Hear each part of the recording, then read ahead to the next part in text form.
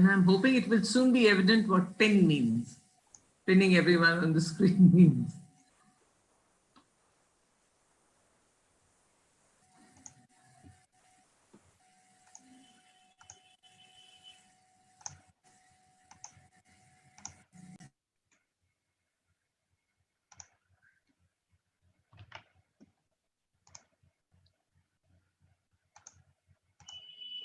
Okay.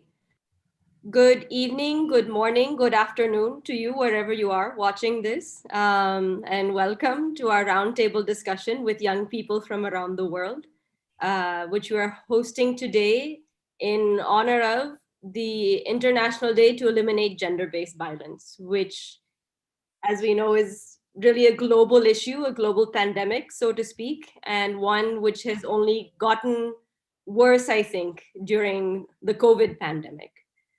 So we have with us today girls from India, of course, from our own foundation, from the US, from Spain, from Germany, and we will hopefully be having someone join us from Sierra Leone shortly as well, connection permitting. And we also have with us today as the moderator our own Dr. Urvashi Sani, um, who will be facilitating the discussion. Our own Dr. Urvashi Sani. Sorry, we hear you who will double. be facilitating the discussion. Like with echo. Our own Dr.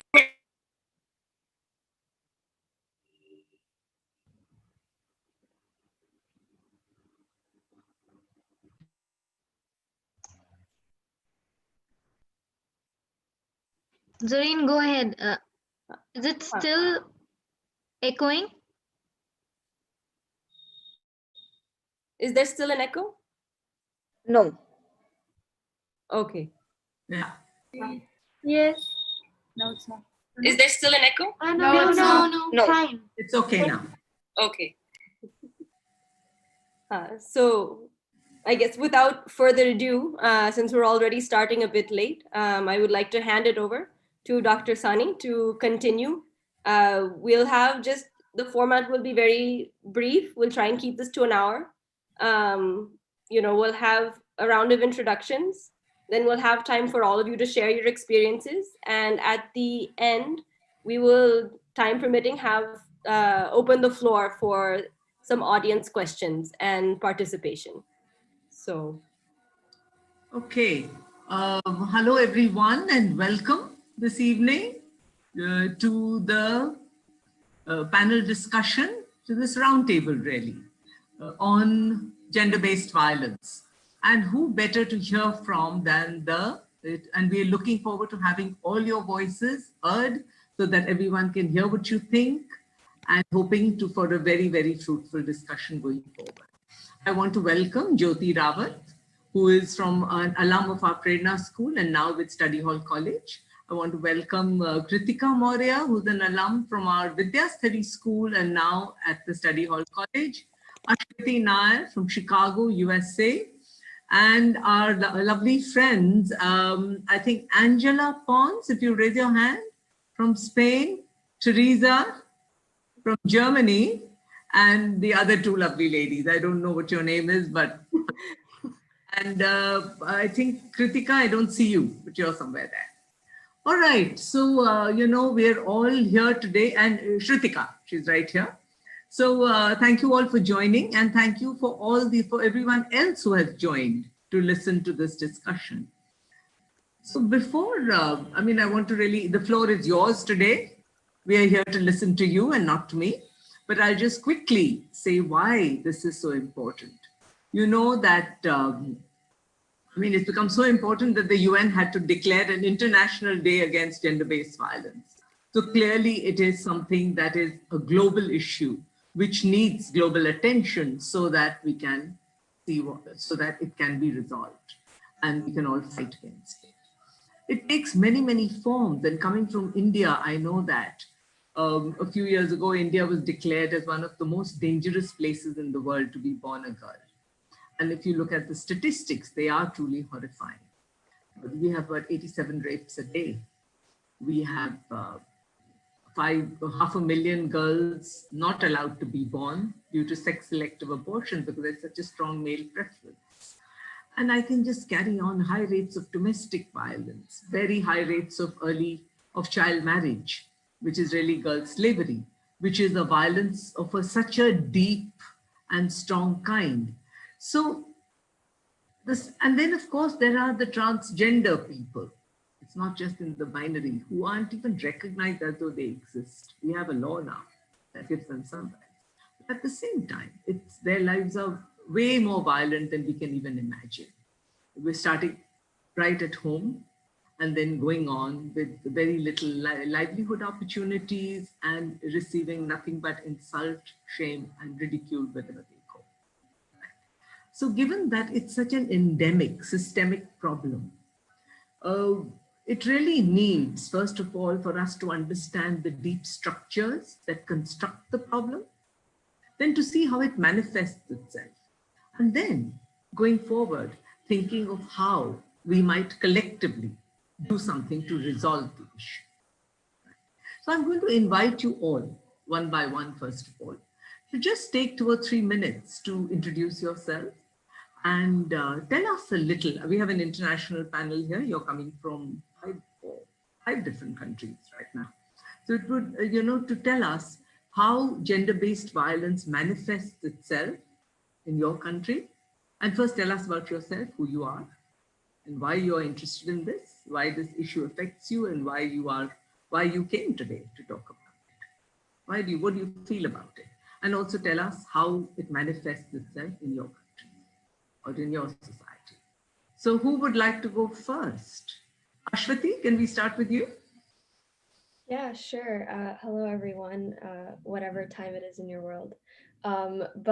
So I'm from the US, I'm from Chicago, and I'm currently almost 17 years old.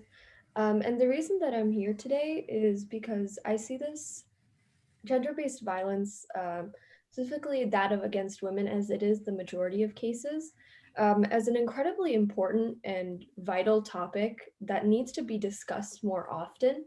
I think there's a certain amount of stigma and shame that comes with the topic and with having people talk about it, because the blame is often placed on women, and there's a disparity in where justice is allowed to be fulfilled to the fullest extent when issues like this arise.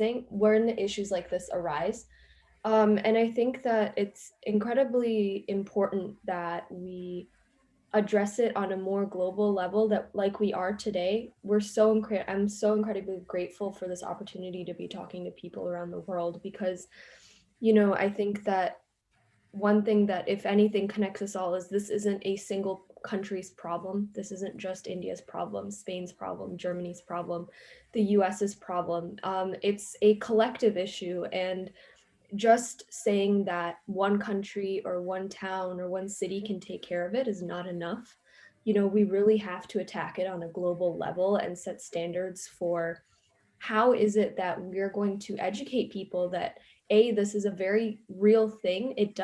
It does happen, and should anyone come and say, I have been assaulted, I have been hurt by violence, we should be able to look at them and hear them and validate their experience. It shouldn't be a question of truth.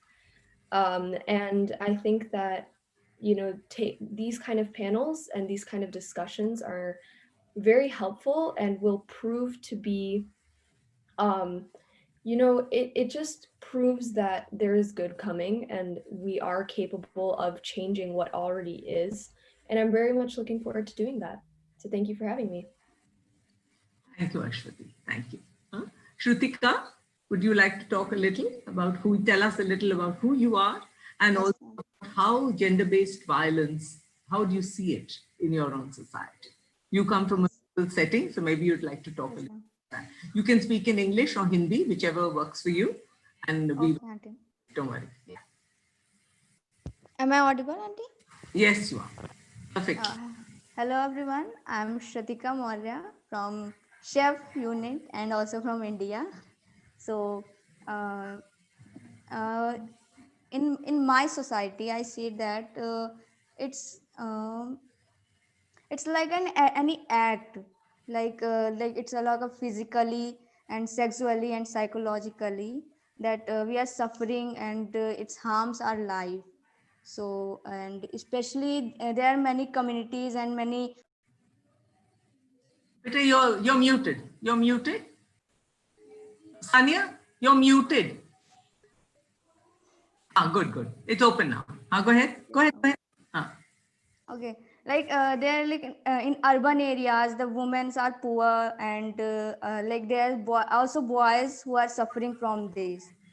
Not only women's, or like there is LGBTIQ, they are also suffering from this, and there are many indigenous rural areas, and everyone is suffering. Like in my society, there are not only men are doing violence on women.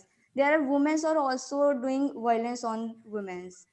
They are discriminating among their granddaughters and their childrens. So their India is it's also a patriarchy. India is a patriarchy country, so no one want to listen to women. They are they say that they are feminist, but they are not feminist. They are like toxic masculinity. They are thinking about ourselves, not everyone, not for women. They are only showing that they are working, but not everyone is working. Like there is some educated person, but they are also discriminating. Like not everyone is aware. So who are educated, they are also not doing something. They are also discriminating in genders. So I think these. Okay. Thank you. Thank you so much, Ritika. Thank you, All right. Anshul. I want to just make a distinction before we go forward, right? That today we're trying to talk about gender-based violence, and that is slightly different from sexual violence. Okay? Gender-based violence takes many forms, not just sexual violence. It takes several forms. It takes many forms. And so when we're talking about gender-based violence, what we mean by that is when someone is violated because they belong to a certain gender. Okay, that's what it means. So when we talk about child marriage being a form of gender-based violence, what we mean is that there's a girl forced into marriage, sexual bondage, economic bondage, psychological bondage to a strange person. That's because she's a girl. It can happen to her like this. Right? The man is also very young sometimes. He's also underage. At the same time, he's not in bondage. The girl is the one who has moved into a strange home and totally in control of a family that she doesn't know. That doesn't happen to a boy. Okay, so to just lay down the scope of the discussion that we are talking about gender-based violence. Okay, violence happens to many people, men, women, everybody, all kinds. And in sexual violence, boys are very sexually violated. But we're talking about gender-based violence, which is not only sexual violence. That clear? Okay. All right. How about, I have on your screens Teresa Angela Gracia. Am I right? Okay. So would you like to tell us a little about Spain and Germany, and tell us about yourself, and tell us how gender-based violence manifests itself in your community? Hi, I'm Angela. I'm 16 years old and I'm from Spain. And in Spain, many people say that there is already an equality, but the truth is that there is not. It has been normalized that when a girl, for example, walks down the street at night, um, she can be sexualized or harassed simply because she's a woman, and this happens oftentimes to me, my friends, and any woman that you can know here. And it's really a sad situation because you go out with your friends and you do not know if you are coming back to your home that night. And talking about gender violence, I have the feeling that gender violence is getting worse in our country every day, and I think it's really sad because it should be the opposite, no? there are many cases of gender violence, but there are so few reports. And I think that this happens because women are afraid of reporting men, because they don't know if the people are going to believe her, or if the man is going to take like the justice from his hand, if he's going to do something. And well, Okay, I'm Gracia. I'm also from Spain and I'm 16 years old. And I'm here because I think that society really needs a change about gender because, first of all, I think we're all humans. So we shouldn't be hurt or damaged or judged by our gender. And I think that's why we need to make a change since we're little in the education, for example.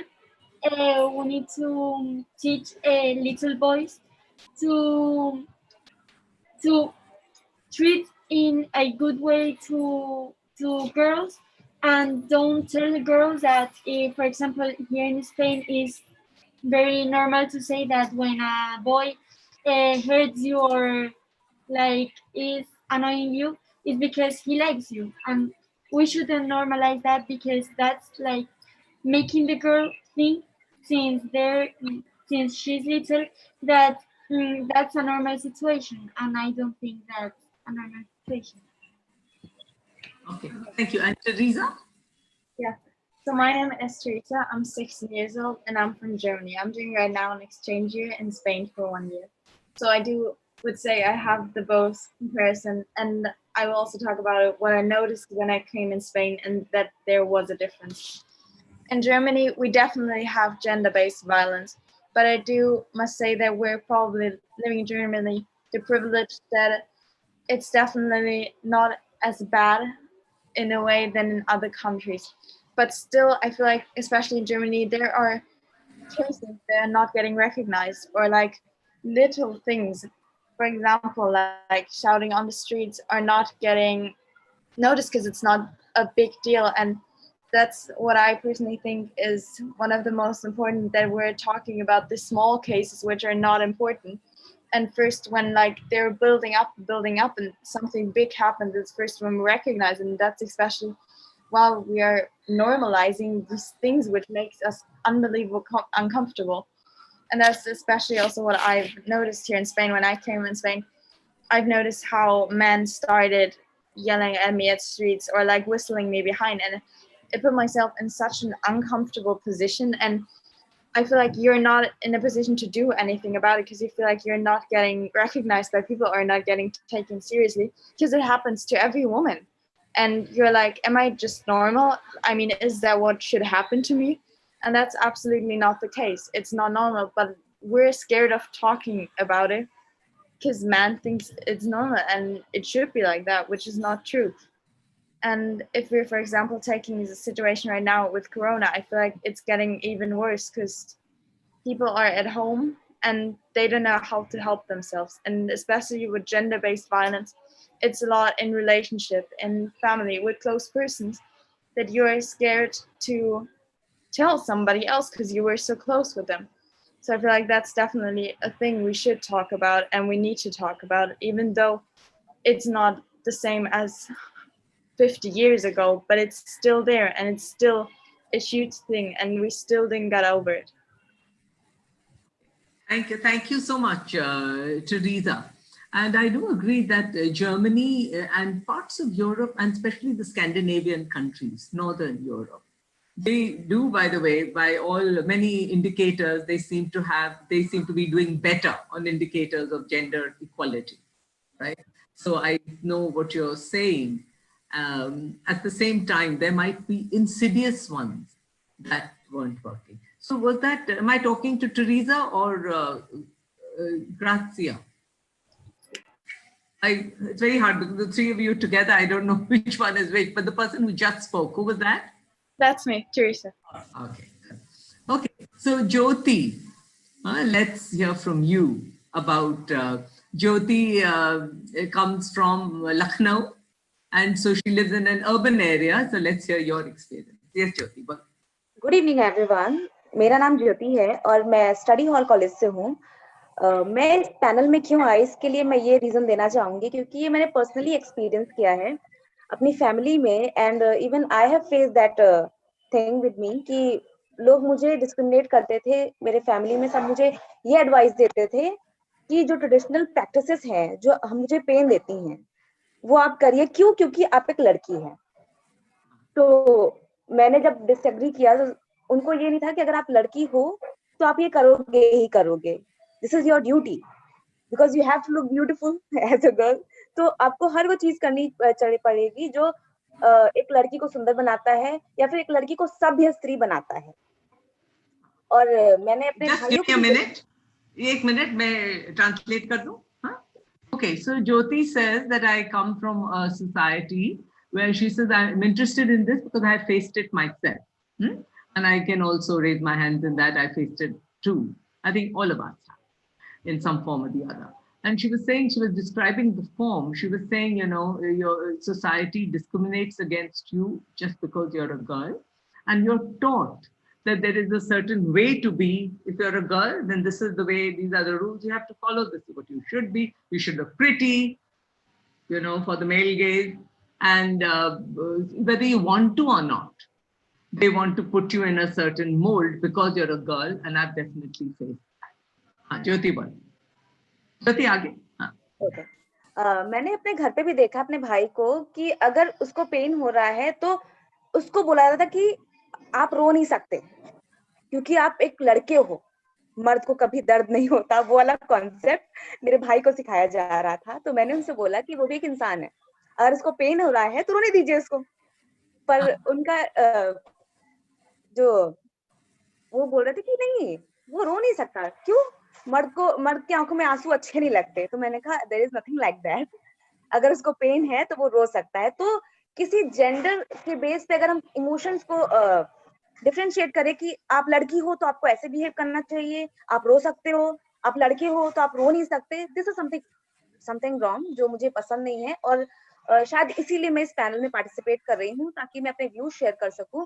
और अगर शायद किसी के दिमाग में ऐसे कुछ होते हैं ख्याल तो आप उनसे दूर हट जाएं और इसके बारे में सोचें। और she moved on to say that she says even my brother, for example, it's not just for girls, but even boys have many rules. And she says, like, boys, even when they're sad and when they're, you know, in trouble and they want to cry, but they told, no, you're a boy and boys don't cry. And she says, so that is unfair to them as well. So just the fact that we have very, very stringent rules for boys and for girls, which are very gender-based, that seems to be violating their humanity, where they can't be who they want to be, but have to fit into a certain prescribed role and mold. And that, she says, is violating them. Okay, now thank you, Jyoti. And ab aage badhte hue. So I would like us to continue the discussion, and let me add my own bit too, that I know that I faced a lot of violence, physical, sexual, emotional, and as I was growing up, because I was a girl. And so you were told, and when you resisted, you were told that, no, but you're a girl. And so, you know, you should just kind of, it was normalized that this is normal for girls and so there's nothing to feel bad about. It was only later when, in fact, my own cousin, who was an educated girl, and she was burnt to death by her in-laws. She was only 24, is when it was such a rude shock that, and I'll tell you some of the reactions. My aunt, who herself had a miserable marriage and a drug addict for a husband, said, oh, this girl, you know, because they tried to pass it off as suicide first. They said, girls these days have no patience. She should have just endured it and not gone and done something like it. Then this wouldn't have happened to her. Her daughter-in-law, who died a little later of an overdose of insulin, said, oh, thank God she's freed. And my father said, look how much shame she has brought to the family. And I know that when I spoke to her mother, I said, did you know how unhappy she was? So she says, girls are not meant to be happy, but you don't do this. Right? Girls are not happy in their marriages. That's not what you marry for. I don't know why you marry. So that is what made me start to think about it. That's what denormalized it for me.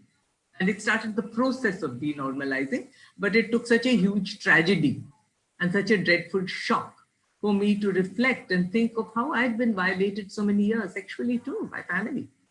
And I hadn't really given it that much thought. All you did was try to protect yourself. But, you know, nobody else wanted to talk about it, so you didn't. And that's how life went on. Okay. So I think that's why we are gathered here, to try and uncover what are the different kinds of gender-based violence that we are talking about, that either we have experienced or we have seen in our community, with our friends, our family, all around us. And what is it that affects us most? Okay. So my next question to each one of you is, or to any of you, is that what are the aspects of forms of gender-based violence? And there are several. You know, there's reproductive gender-based violence, there's emotional gender-based violence, there's physical, there's sexual, there's economic, right? Even health and Medicare, or a vast. So what is it that, which is the issue that affects you the most, that concerns you the most? This is, my God, this is really awful. And you would really, it fills you with anger, it fills you with pain, and you really feel moved to act.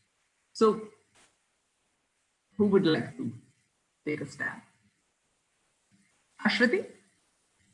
Yeah, for sure. So I think that in the US, as a nation, we do a very good job of selling ourselves as a nation founded on equality and, the right to speaking out and freedom of voice and such, which to an extent, yes, completely. But I find that for women in particular, when in peril, they don't always get their voices heard, or it is sometimes dismissed until it becomes a larger issue, or it comes to the attention of people in power, which should never be the case. First, it should never be the case that only when people in power see an issue that they react to it, like even on a local level, like these kind of issues should be validated. So I think for myself in particular, an issue that the US has been grappling with for about the last 4 years is sexual violence. It was very prominent back in 2016, 2017 with the Me Too movement. That was huge here. I think it exposed a lot of people. I believe I was 12 around the time. It exposed us very early to what could happen to us if we don't learn about how to speak out and the power of saying no. And it also showed like people stay silent for years and years and years, right? Until they feel as though the environment has changed to an extent in which their voices will be heard and validated. So I think sexual violence is something that also comes with a great amount of stigma, right?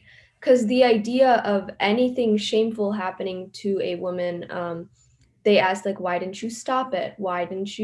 Did you ask for it? What were you wearing? Like, first of all, women can wear what they wish to wear if it makes them happy. I do not believe that women or girls should be restricted in any sense of the word.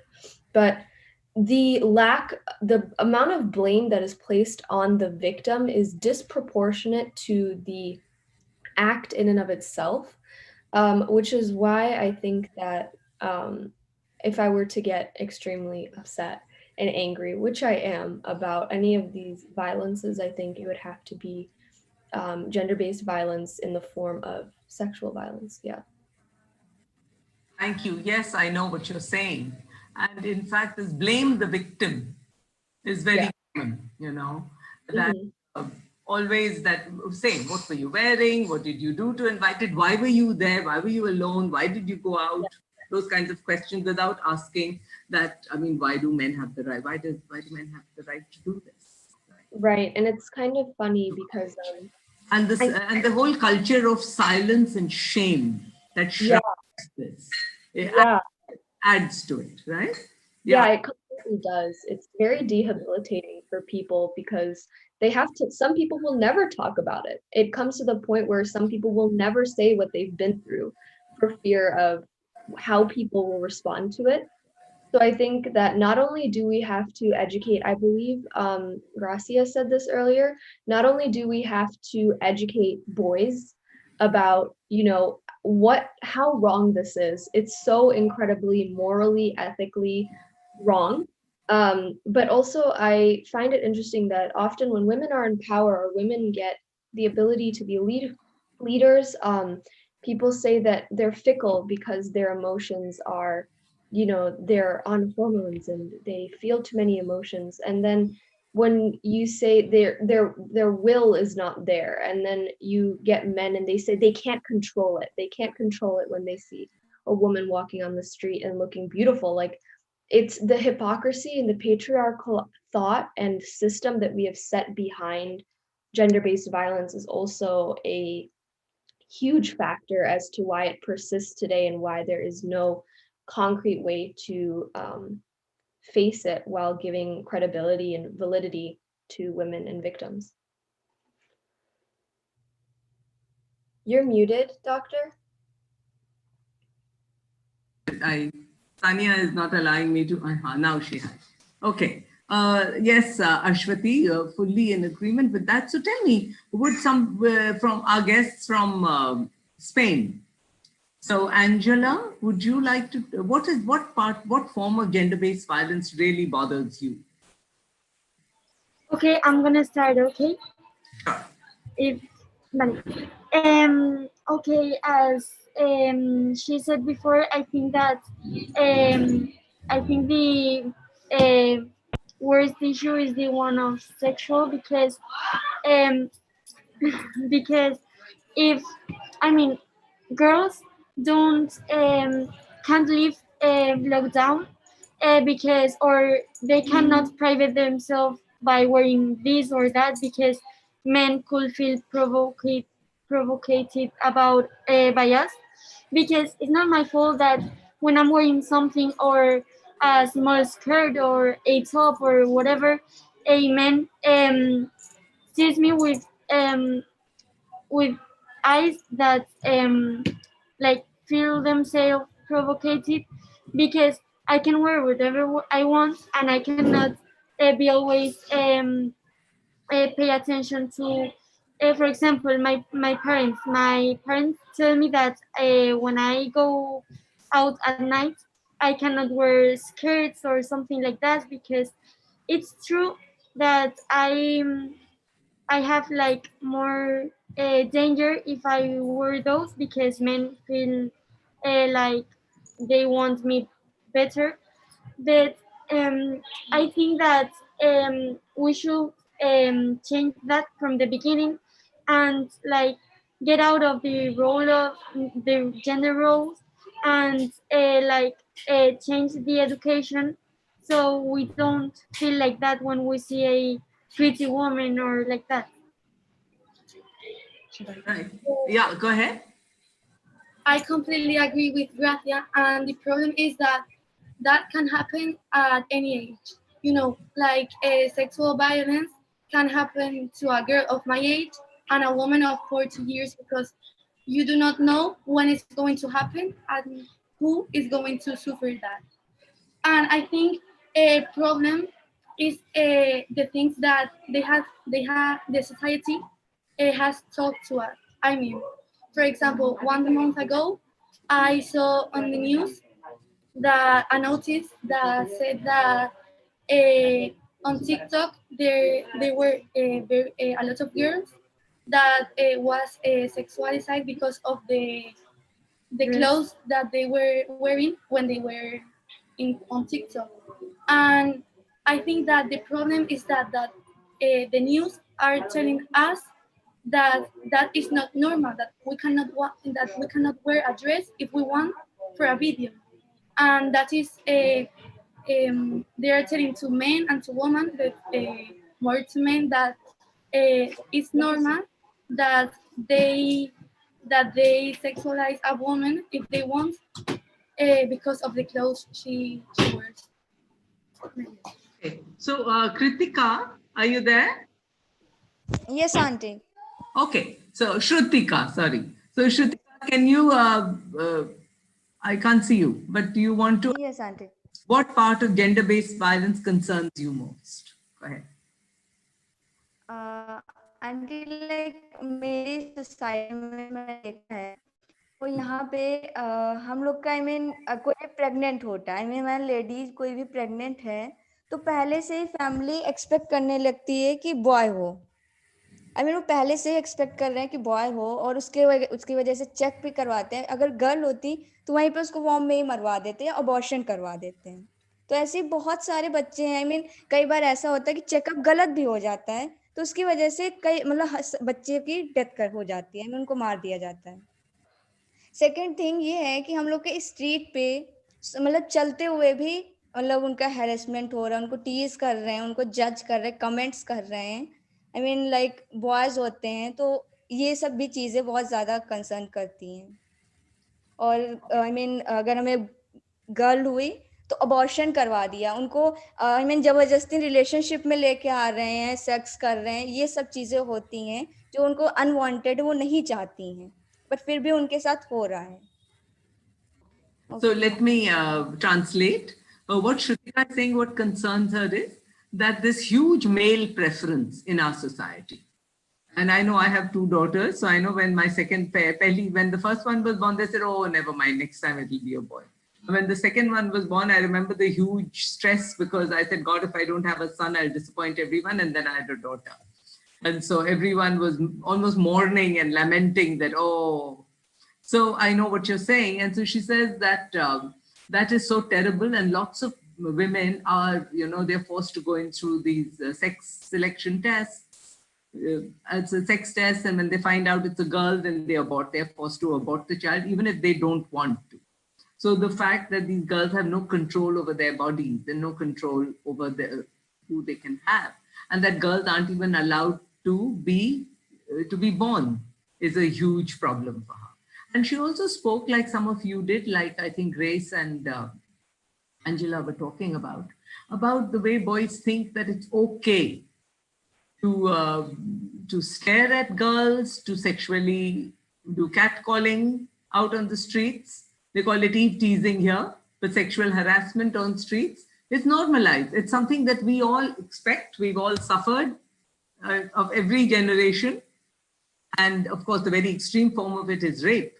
But I think the common sexual catcalling and eve teasing and men looking at you and continuously, that is so normalized. Everyone goes through it and we almost expect it. And you've learned to just protect yourself, not look at them, sometimes yell at them. But you found ways of dealing it. But she says that is a huge problem. Okay. So Teresa, if you would like to join in, and then Jyoti. Go ahead. The same question to you. Okay, so in Germany, it's... Go ahead, Teresa. Okay, so I would agree that in Germany, it's pretty much the same as in Spain, as we already talked, that people are sexualizing women in a way. I feel like that's the most problem, that women get sexualized and not get seen as they are as a human. And especially when we talked about the clothes, that we're not allowed to wear what we want to wear because we're scared of men reacting to us. We're scared of being alone on the street with that dress because we're provocating men, which is completely wrong. We're not provocating anyone. We're just wearing what we want to wear. And they are reacting in a wrong way on our clothes, which shouldn't be a thing at all because it's just clothes what we're talking about. And with the sexualizing, I mean that women, I feel like, are not getting seen as the same as men. And for example, if we're achieving something or if we're doing something good, they're like, yeah, it's because you're pretty. They're not because you're smart, because you're seen on the same level as a man. It's not because you achieved that because of that. It's because you wore a shirt which showed your boob, which showed your cleavage. So I feel like that's a huge thing that we're also, especially on the mental stage, which is completely the same on the smartness stage, that we're not seen or respected on that level the same as we are.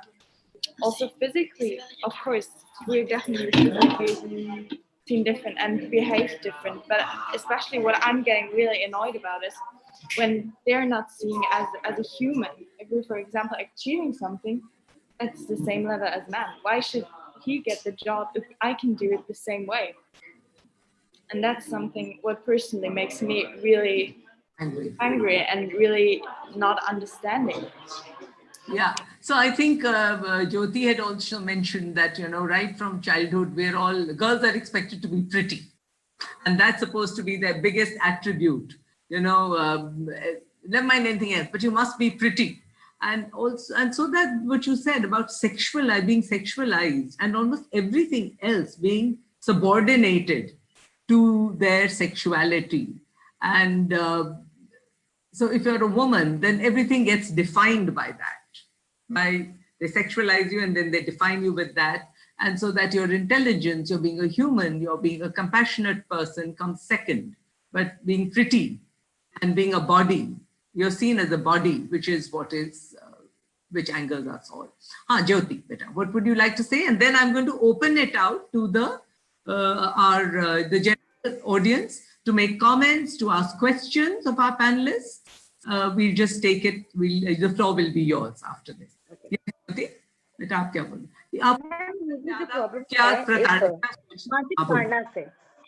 मानसिक प्रताड़ना से, क्योंकि ये starting से जैसे ही हम जन्म लेते हैं उसके जब से हम समझना स्टार्ट करते तब से हमको सहनी पड़ती है. अगर लड़की है तो खर्चा बढ़ गया, डाउरी, लोग क्या कहेंगे, मेरी इज्जत मत उछालो, ये सारे कॉन्सेप्ट स्टार्टिंग से ही हम लोग के अंदर दिमाग में डालना स्टार्ट कर देते हैं. और उसका कोई मेजर करने का कोई तरीका भी नहीं है कि कितना मेजर कर ले कि कितना आपको स्ट्रेस मिल रहा है. और इसके लिए लॉ बने हैं लेकिन किसी को अवेयरनेस नहीं है. No one go to complain for this कि मुझे मानसिक प्रताड़ना दी जा रही है, इसकी अवेयरनेस नहीं है. और ये हर लेवल पे है. इवन अगर हम देखा जाए तो जितने हम नीचे स्तर पे जाते रहेंगे वहां पे इस प्रताड़ना का स्तर जो है बढ़ता जाता है. तो मेन प्रॉब्लम मुझे इससे, क्योंकि मेरे यहाँ भी फेस किया गया है, इवन मेरे लिए, कि अगर कुछ भी है तो मुझे सेक्रीफाइस करना है, मुझे एडजस्ट करना है. क्यों? मैं लड़की हूँ. मेरे भाई को फर्स्ट स्टेप लेना है अपने घर को संभालने के लिए. क्यों? क्योंकि वो लड़का है, उसकी एज हो या ना हो, पर उसके अंदर प्रेशर डालना रहता है. भले मेरा भाई मुझसे छोटा है लेकिन उसको अभी भी मेंटली प्रेशर दिया जाता है. बहन तुम्हारी 2 हैं, शादी करनी है, कमाओगे नहीं तो क्या होगा, पढ़ाई छोड़ दो. तो इस तरह के जो कॉन्सेप्ट्स आते हैं तो हम लोग को फिजिकली तो इतना नहीं इफेक्ट करते लेकिन मेंटली पूरा झुलसा देते हैं. तो I would say कि I concern with this, like मुझे इससे problem है. Okay, so Jyoti is saying yes. I mean, the body, of course, is a problem. But she says even more than that, what bothers her most is the kind of psychological oppression and violence. She equates it with violence that is unleashed almost from the time you are born. That, oh, now we have a daughter, now we have to get her married, now we must collect the dowry for that, and now you have to protect her, you have to take care of her, you have to make sure she's a virgin, make sure she's chaste, make sure she learns everything that she should learn to be a good girl and to be a good subservient wife and mother, etc. So she says, and there's so much stress all your life, so much you're born, you're just generally pressured and pressured and pressured to be who you should be. And she also added that even with boys, that no matter how old they are laid with this pressure that, oh, and you have to provide, and you've got 2 sisters, you've got to get them married. And so in India, we have the arranged marriages so that girls have to be gotten married. They don't marry, but they have to be gotten married either by parents or elder brothers or whoever. The family takes responsibility for that. They're not considered agents of their own life. But boys are the whole burden of providing for the family, of making sure that, you're prepared for that to perform, is laid on boys. And she says, and that's unfair to them too. And that also is a form of gender-based violence, which seems to concern. With that, thank you, girls, for your very insightful discussion. And I want to leave it open for questions or comments to the audience. So, Sanya, if we have any hands up, who would like to add to this? Or if you have questions for the panelists, please raise your hand and then Sanya will, yes, go ahead. That I don't think it's only a problem for boys or men, but also for women and girls, because we normalized it in the case that if you go walking along the street and a man touches your or something, and then you go and tell your mom, maybe your mom says, oh, that's no a big deal, or when they scream something to you, and you feel like uncomfortable, and then you tell someone like your grandma or a friend or someone, they tell you like, oh, that's because you liked him, but they don't think about how do I feel about it.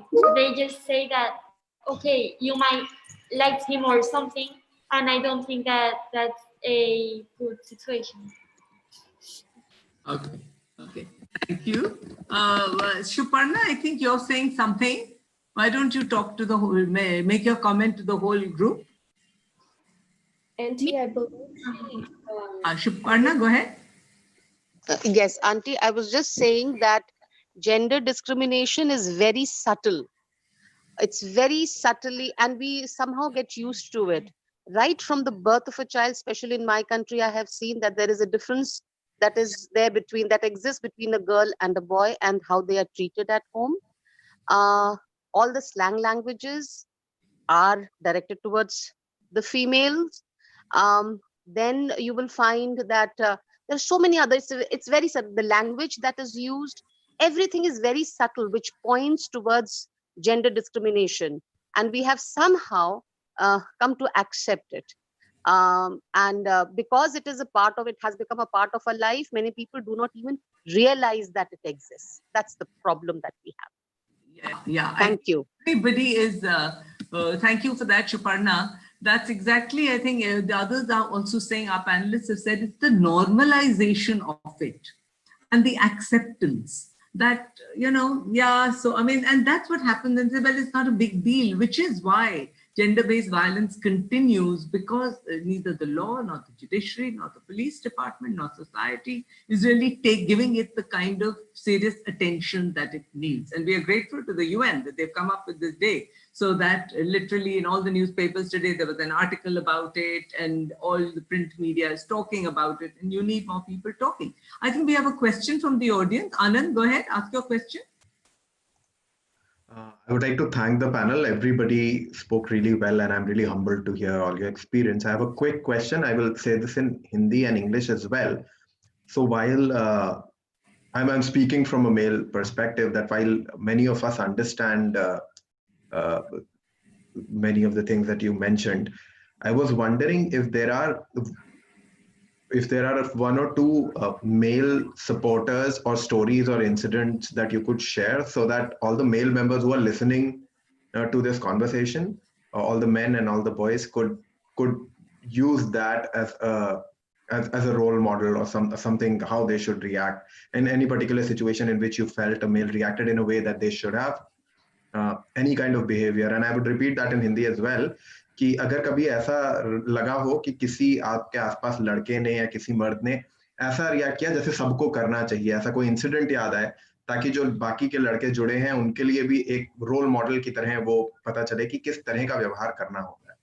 तो there is a dearth of good examples in popular media and also in other medias. So I was wondering if you could draw out some of the good examples and the role models. Thank you. Yes, Ashwati is ready to answer that. Go ahead. I was ready like the minute, just because I'm very blessed, I guess, in the sense I'm surrounded by people who genuinely care about me, which I think, aside from all of this gender-based violence, I think it's very important that should anything happen, you do have people that you trust and people who trust you and your voice.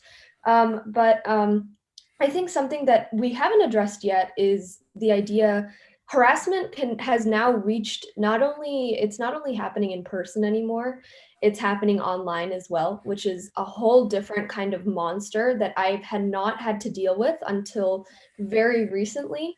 So I was actually being harassed over social media. There was someone constantly, just coming at me through instant messaging through DMs. It was kind of scary. I didn't know how to properly respond all the time. So what I ended up doing actually was I told one of my friends, and he was very upset as I felt grateful that he heard me out. I mean, but he basically, what he ended up doing was, I told him, like, I've tried talking to this person. I've told this person, like, please stop. I didn't ask for this. Like, I don't know who you are. Please leave me alone. I've told this person many times and he's not listening. So what my friend ended up doing is, this person's account on Instagram, he also messaged this person on Instagram and said, hey, I see that you're not leaving my friend alone, and I want you to tell her, like, I want you to just leave her alone, just let her be, you know, because she's told you multiple times and you don't seem to understand. So now I'm telling you, man to man, like, you have to leave her alone. It's not the right thing to do. So, I mean, I wish that me saying that was enough for this person to let me go. Like, from a girl to a man, I wish that what I said, the same thing I told him, like, please leave me alone. I do not wish to be talked to by you. I wish that was enough. However, it wasn't. But then my friend came in and he said, leave her alone, you know? And apparently he's scary enough, and or just that his voice is valued higher because suddenly he's defending a girl. But yeah, eventually after my friend told that person to back off. So, you know, what it means, what it's pointing towards is that is, well, on the one hand, yes, you do need male advocates and you need male voices. On the other hand, like you mentioned, that it is sad that that you need male protection. So to say, some male, why isn't your voice enough, right? Exactly. And so again, it's not valued enough, it's not considered strong enough, it's not heard. And so that is a problem. So in fact, I think that is why it is important that we try and understand that what kind of role should men, if it is women who are being discriminated against or violated because of their gender, then what role do men who seem to be in a more powerful place, what role do we want them to play or have we had? Traditionally, the role that has been given to them is that of protector, right? Give them more power. So is there another kind of role that we would like them to play in our lives to resolve this gender imbalance? That would be something we could think about. Okay. We have very little time, so I'm going to ask everybody to, let's do this.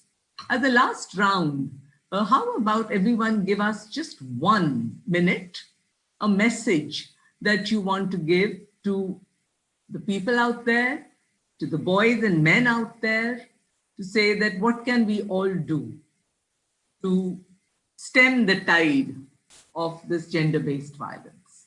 What do you think we all can do collectively? Boys, men, girls, everyone, what can we do? And if there's specific something, I would love it if some of you were to address boys directly as well and say that this is what we think you should be doing. What is the kind of role you want them to play? Yeah, who would like to go? Please raise your hand and I'll call on you. I don't want to put you on the spot. I believe there's a question in the chat for the panelists concerning less severe forms of gender-based violence, and how aware are people around you, and if they recognize these less forms of violence. Yeah. So if you want to open. Yeah, I think people have actually been talking about the more subtle forms of gender-based violence all through, right? Jyoti, in fact, talked about emotional violence and emotional abuse that she thinks is hugely stressful. And you've all been talking about that, but who would like to address that? Did you see the question? Should I read it out again?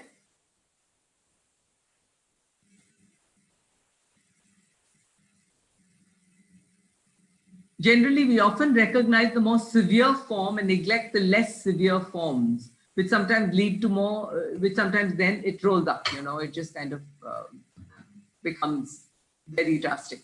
How aware are people around you, or if they recognize these forms of violence? Okay, let's put it like this. How aware do you think people are around you of gender-based violence, whether in an extreme form or in the subtler forms of it? How aware do you think they are? And also what I had asked, that could you also please give us that last 1 minute message that you have. So Shrutika, you wanted to say something? Go ahead. Please unmute yourself. Yes, aunty. Like मैंने जो देखा है तो यहाँ पे लोग aware इस तरीके से हैं कि अगर किसी लड़की को या फिर किसी वुमेन को मारा गया है तो ही ये एक तरीके से. Aunty, you are muted, I think. Yes. No, beta. Go ahead. Go ahead. I'm listening to you. Go ahead. Okay.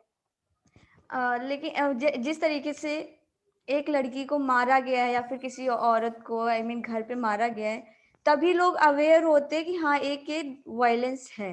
But physical mentally अगर किसी को कुछ कहा जा रहा है तो वो इस चीजों से अवेयर नहीं है कि ये एक वायलेंस है. लोग रास्ते चलते हुए अगर कोई टीज कर रहा है, घर पे आके हम बताते हैं तो वो हम ही को मना करते हैं. वो कहेंगे ऐसा कुछ नहीं, वो लड़के हैं, वो तो करेंगे. बट वो ये नहीं समझते वायलेंस है, ये भी एक वायलेंस है.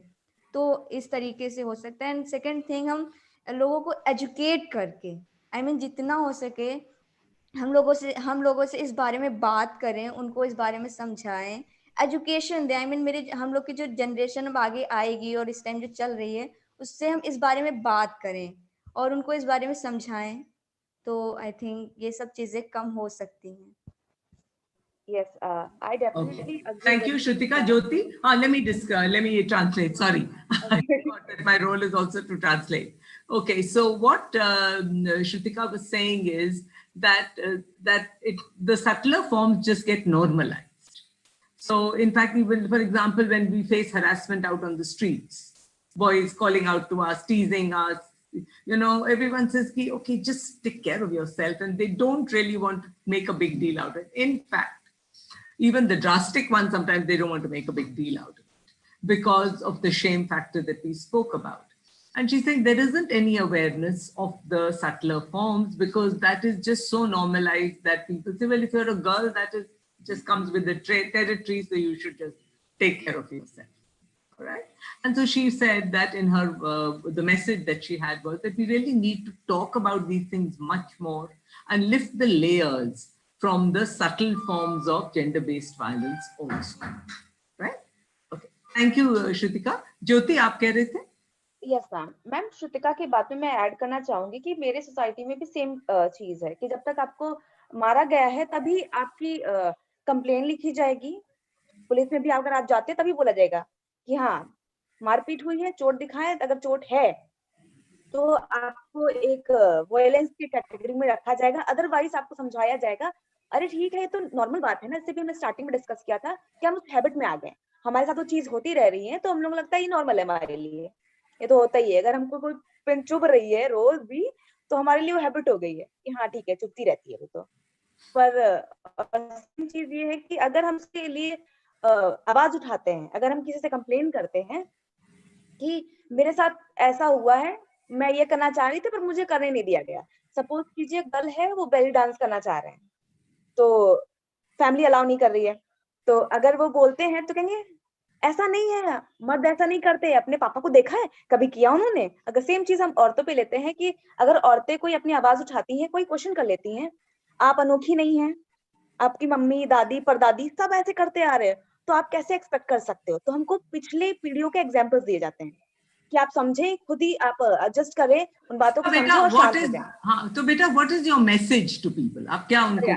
सोल्यूशन मेरा यही है कि हम सुनते आए हैं, हर चीज को छोड़ते आए, ठीक है लेट इट गो, पर हमको लेट इट गो नहीं बोलना है. We have to stick on that topic and we have to ask why and no.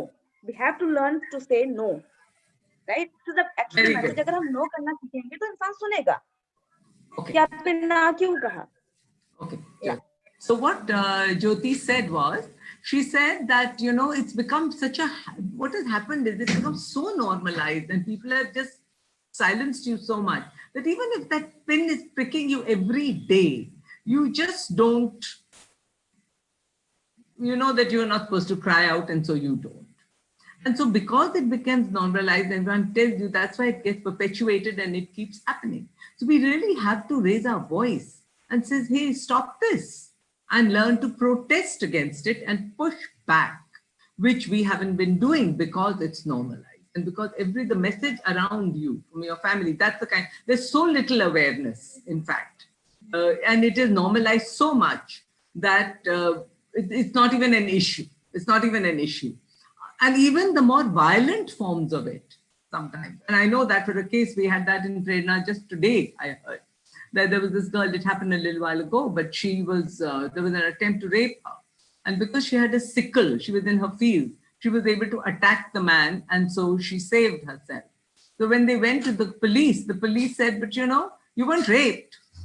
So we're not really, they won't even file the complaint. So even a very severe forms are kind of denied and saying, you know, this is like one of those things. Why are we making such a noise about it? And if it can be hushed, even better. That's what I meant, that it's just not taken seriously enough. So her point was that we should take it seriously. We should learn to protest. We should learn to raise our voice. And we should say no, that you can't do this to me. That it is important. And so please pay attention. Okay. So our friends from Spain, you have the floor. Okay, so I will say that don't make anyone feel less because of their gender, and don't stick to the gender roles, because we are women and girls. We are all free to wear, do, and make whatever we want without being without paying attention to how boys feel or react about it. Okay, and Teresa, then Angela, yeah.